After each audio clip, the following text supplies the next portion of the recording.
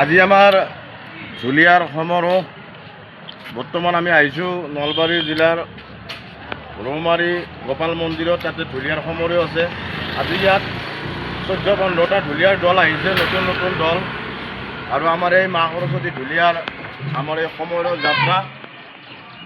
আমি ইয়াত কম্পিটিশ্যনৰ কাৰণে আহিছোঁ, মা সৰস্বতী ঢুলীয়া দল। আৰু ভিতৰৰ ফালে চাপ আমি দেখাম।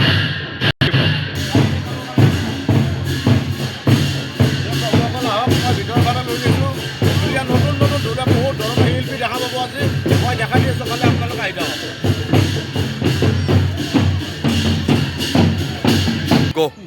এই প্ৰভুসকল আৰু আমাৰ ইয়াত আছে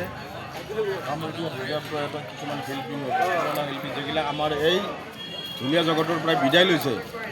এই তেখেতসকলক আমি অলপ শ্ৰদ্ধাঞ্জলি জনাম আৰু লগতে অলপ শ্ৰদ্ধাঞ্জলি জনাম যাতে আমাৰ ঢুলীয়াৰ যিবিলাক আমাৰ এই ঢুলীয়াৰ মাজৰ পৰা নোহোৱা হৈ গৈছে শিল্পীসকল, তেখেতৰ যদি স্বৰ্গগামী হৈছে তেখেতে তাতেই তেখেতসকল যদি সুখে থাকে ভালে থাকে তাৰে মংগল কৰা। আৰু লগতে আৰু ইফালে আছে আমাৰ হিয়াৰাম মধু, অসমৰ বুলি নহয় সাৰা বিশ্ব ভাৰতৰ আমাৰ হিয়াৰাম মধু জুবিনদাৰৰ অলপ শ্ৰদ্ধাঞ্জলি। ইফালে আছে আমাৰ আকাৰৰ সূৰ্য ৰামচৰণ ভৰতীদেৱ, তেখেতো স্বৰ্গবাসী হৈছে।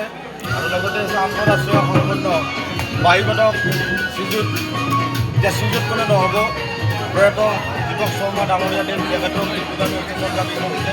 তেখেতক শ্ৰদ্ধাঞ্জলি জনাইছোঁ। আৰু আমাৰ এই ঢুলীয়াৰ যিটো আমাৰ এই ঢুলীয়াৰ সমাৰোহটো চলি আছে, আপোনালোকে চাই থাকিব, মই ভিডিঅ' দি থাকিম। আৰু অকণমান আমাৰ বিভিন্ন ধৰণৰ ইয়াৰ ডাঙৰ ডাঙৰ মানুহ আছে, লগ পাব, মই দেখাই দিছোঁ অকণমান। আৰু প্ৰভুসকল আমাৰ কিছুমান শিল্পী আছে ঢুলীয়াৰ, তেখেতসকল এতিয়া বয়সস্থ হৈ গৈছে। ইয়াত কিছুমান আছে, মই দেখাই দিছোঁ। আমাৰ এখেত, আপোনাৰ নামটো ক'বচোন প্ৰভু? হিদাল দাস, এখেতে বয়সস্থ এতিয়া ঢুলীয়া, তেখেতে এৰিছে। আৰু ইফালে আছে আমাৰ গুৰুদেৱৰ নিচিনা জীৱন কৈৱৰ্ত, দৎকুচি গাঁও মৌখলি গাঁও দৎকুচি চুপাৰ এখেতৰ ঘৰ, জীৱন কৈৱৰ্তদেৱ, তেখেতে এতিয়া ঢুলীয়া এৰিছে, যাব নোৱাৰে, অকল অসুস্থ হৈ আছে। আৰু প্ৰভুসকল ঢুলীয়া অলপ